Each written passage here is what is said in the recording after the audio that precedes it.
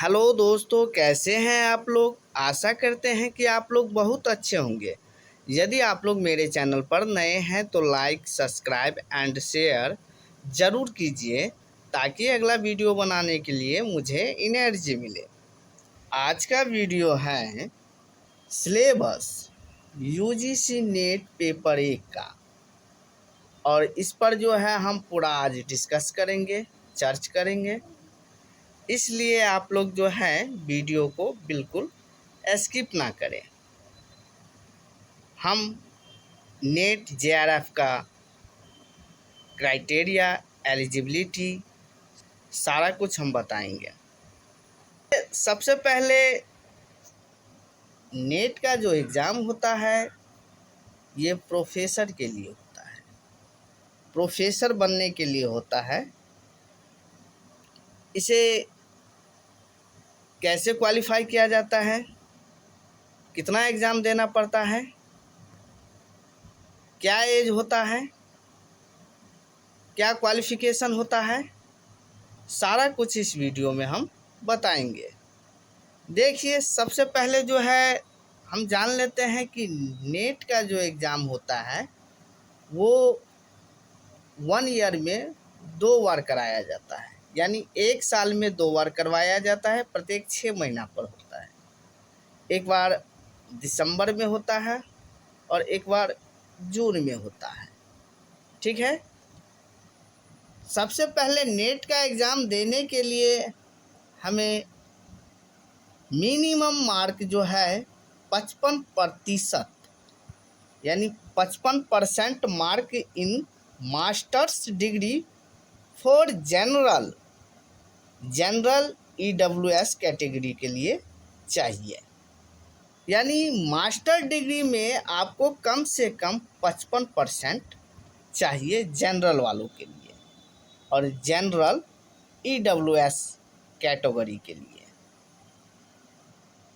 और minimum mark जो है 50% चाहिए आरक्षित वर्ग के लिए। यानी मास्टर डिग्री में 50%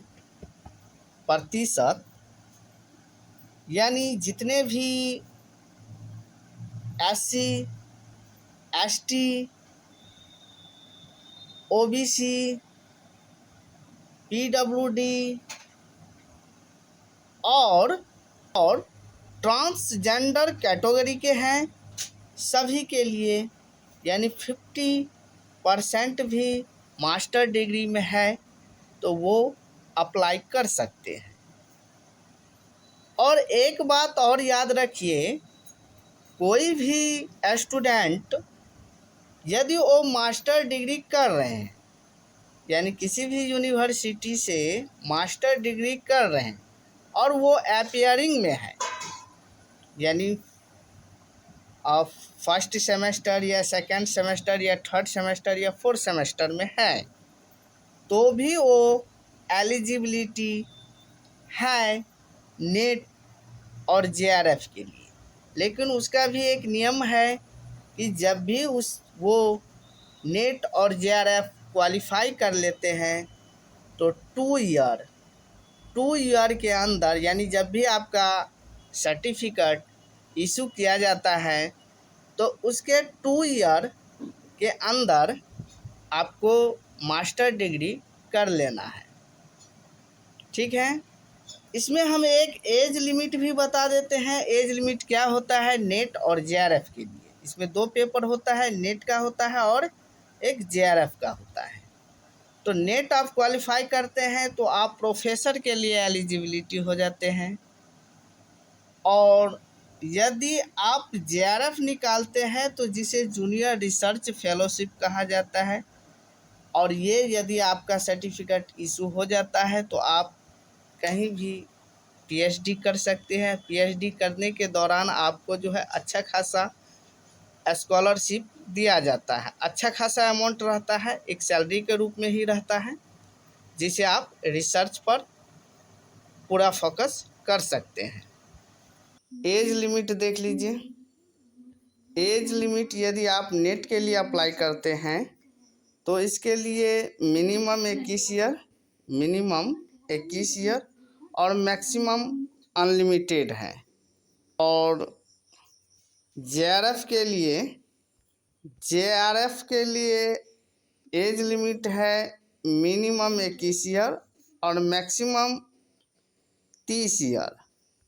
30 ईयर जनरल वालों के लिए है, और जो जितना भी आरक्षित वर्ग है SC ST PWD सभी के लिए जो है 5 ईयर एज रिलैक्सन दिया जाता है, यानी 35 ईयर हो जाएगा।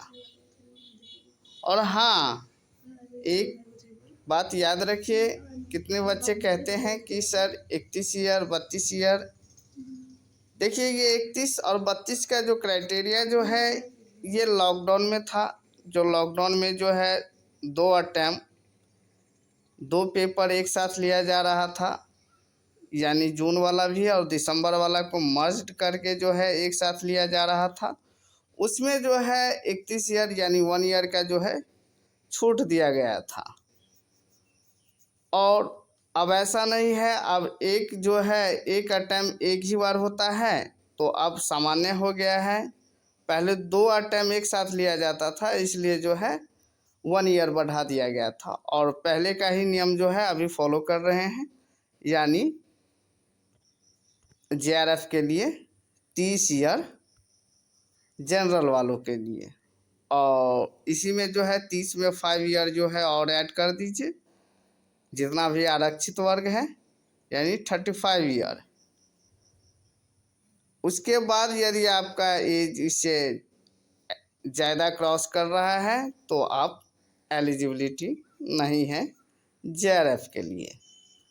और नेट के लिए तो आप अनलिमिटेड हैं, नेट में आप अप्लाई कर सकते हैं। जेआरएफ होता है जूनियर रिसर्च फेलोशिप, ये 1% दिया जाता है, यानी नेट 6% दिया जाता है और जेआरएफ 1% दिया जाता है। उसी में से जिसका जो है सबसे ज़्यादा ऊपर का जो कट ऑफ ज़्यादा रहता है, ऊपर से 1% दिया जाता है हर कैटेगरी में।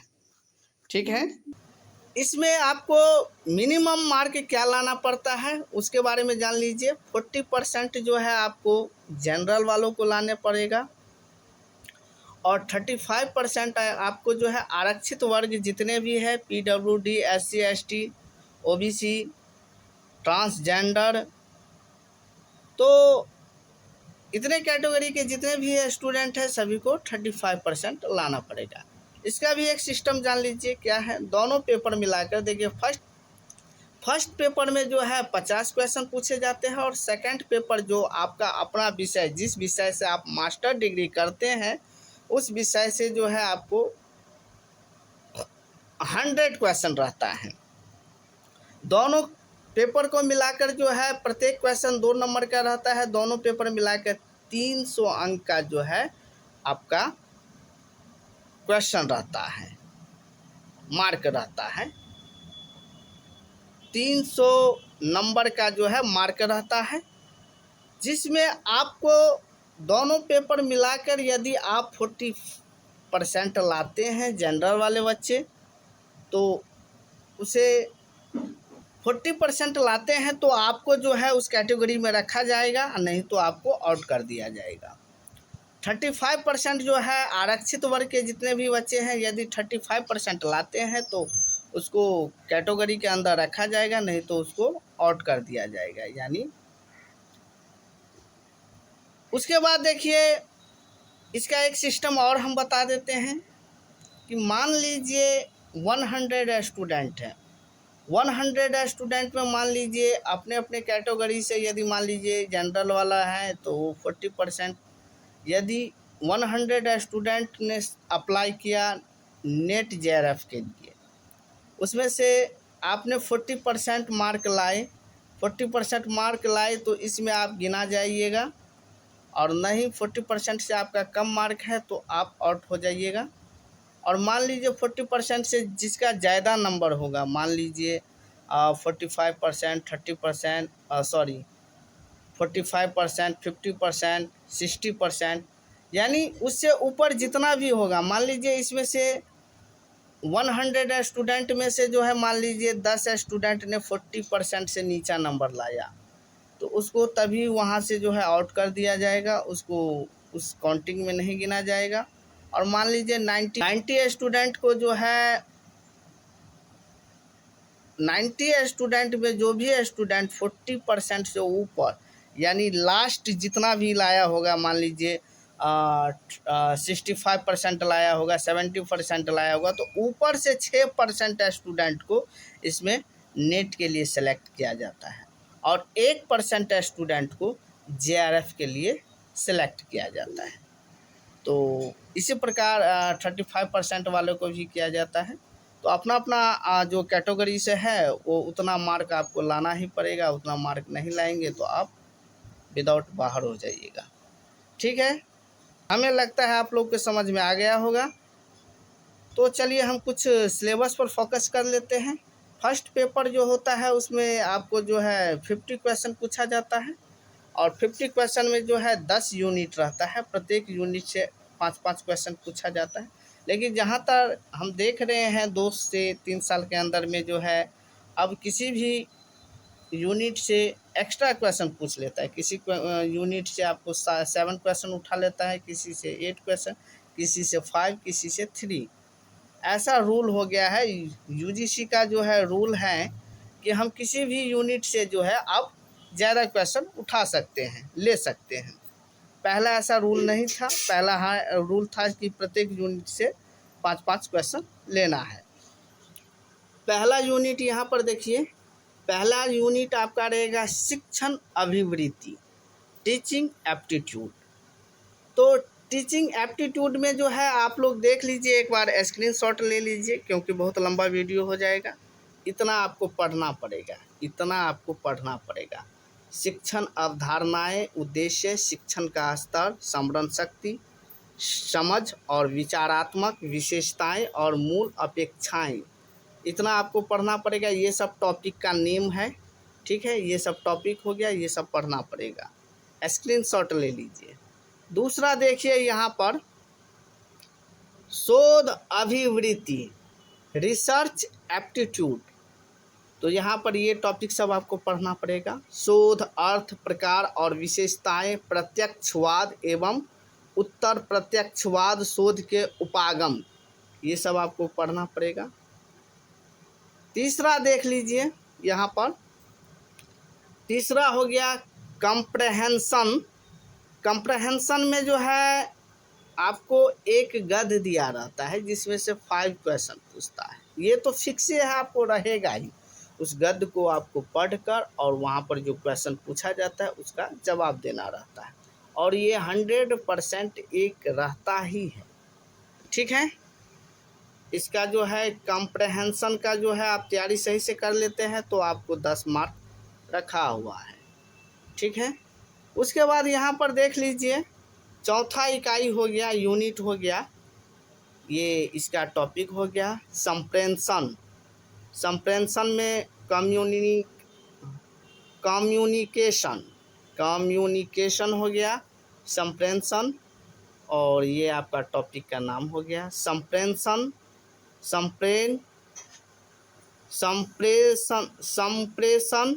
संप्रेषण का अर्थ, प्रकार और अभिलक्षण।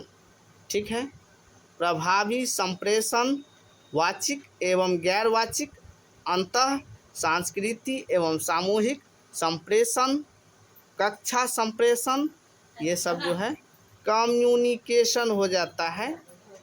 ठीक है, उसके बाद देखिए पांचवा जो हो गया आपका, पांचवा टॉपिक हो गया आपको गणितीय तर्क और अभिवृत्ति, मैथमेटिकल रीजनिंग एंड एप्टीट्यूड।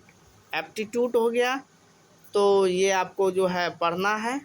ये देखिए यहाँ पर टॉपिक का नाम हो गया तर्क के प्रकार, संख्या श्रेणी, अक्षर श्रृंखला, कूट और संबंध, यही सब हो गया। पढ़ लीजिए आप लोग, यहाँ पर देख लीजिए, यहाँ पर अंश, समय और दूरी, अनुपात, समानुपात, प्रतिशत, लाभ और हानि, ब्याज और छूट, औसत आदि, ये सब पढ़ना है आपको टॉपिक में। ठीक। छठा देख लीजिए एक बार। छठा हो गया युक्ति युक्त तर्क, लॉजिकल रीजनिंग, लॉजिकल रीजनिंग। ठीक है, ये टॉपिक का नाम हो गया, आप लोग देख लीजिए। ठीक, हम बोलेंगे तो बहुत लंबा वीडियो हो जाएगा। और इसके बाद यहाँ पर 7वां यूनिट देखिए, डाटा इंटरप्रिटेशन, यानी यहाँ पर देख लीजिए आप लोग, टॉपिक दिया गया है, इस टॉपिक को पढ़ना है। ठीक है, उसके बाद यहाँ पर 8वां यूनिट पर आ जाइए, इकाई पर, सूचना और संचार प्रौद्योगिक, ICT जिसे कहा जाता है, यानी इंफॉर्मेशन एंड कम्युनिकेशन टेक्नोलॉजी। इसमें ये टॉपिक दिया गया है, 4 ठो टॉपिक है, ये टॉपिक पढ़ना है। उसके बाद यहाँ पर 9वां यूनिट देख लीजिए, इकाई 9, यूनिट 9 हो गया, लोग, विकास और पर्यावरण, पीपुल डेवलपमेंट एंड इन्वायरमेंट। ठीक है, यहाँ पर देख लीजिए, ये टॉपिक का नाम हो गया, ये टॉपिक सब पढ़ना है, पर्यावरण से संबंधित टॉपिक सब पढ़ना है। उसके बाद यहाँ पर कुछ टॉपिक रह गया है इसी का, 9वां का, देख लीजिए, स्क्रीनशॉट ले लीजिए। उसके बाद हम अंतिम टॉपिक आ गए हैं, 10वां टॉपिक, यानी 10 यूनिट हो गया, उच्च शिक्षा प्रणाली, हायर एजुकेशन सिस्टम। ये टॉपिक सब दिया गया है, इस टॉपिक को पढ़ना है। उच्च अधिगम संस्थाएं और प्राचीन भारत में शिक्षा, यानी हायर एजुकेशन से संबंधित इसमें क्वेश्चन सब रहेगा आपको, UGC से संबंधित आपको क्वेश्चन सब इसमें रहेगा। आशा करते हैं कि आप लोग को मेरा बताने का तरीका अच्छा लगा हो। यदि अच्छा लगा हो तो आप लोग मेरे चैनल को लाइक, सब्सक्राइब एंड शेयर ज़रूर कीजिए। UGC से संबंधित हम अगला वीडियो बहुत जल्द लाएंगे। धन्यवाद।